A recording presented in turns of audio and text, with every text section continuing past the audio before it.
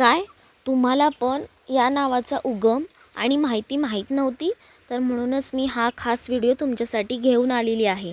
या व्हिडिओमध्ये तुम्हाला हे सर्व काही बघायला मिळेल. अक्कलकोटजवळील एका छोट्याशा गावात गोपाळ नावाचा गुराखी राहत होता. तो फार शिकलेला नव्हता. त्याला मोठे मोठे मंत्रतंत्र देखील येत नव्हते. पण त्याच्या मनात स्वामी समर्थांविषयी अतूट श्रद्धा होती. तो सकाळी गुरे चरायला नेताना त्याच्या तोंडून एकच जप सुरू असायचा, श्री स्वामी समर्थ, श्री स्वामी समर्थ.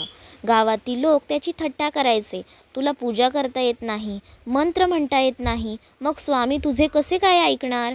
पण गोपाळ हसून म्हणायचा, मला मंत्र माहीत नाहीत, पण स्वामी मला ओळखतात. एके दिवशी पावसाळ्यात तो गुरे चारत होता. अचानक काळे ढग जमले.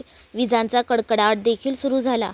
जोरदार पाऊस पडू लागला. गुरे घाबरून इकडे तिकडे सैरावैरा पळू लागली.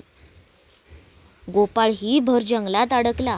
रात्र होऊ लागली. त्याला वाट काही सापडेनाशी झाली. आजूबाजूला फक्त अंधार आणि काळोख होता.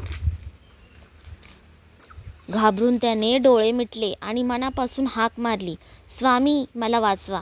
काही क्षणात त्याला दूरवर एक प्रकाश दिसला. त्या प्रकाशात एक वृद्ध संन्यासी उभे होते.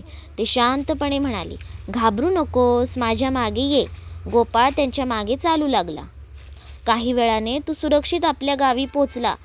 तो मागे वळून पाहतात तो संन्यासी वृद्ध गायब झालेला होता.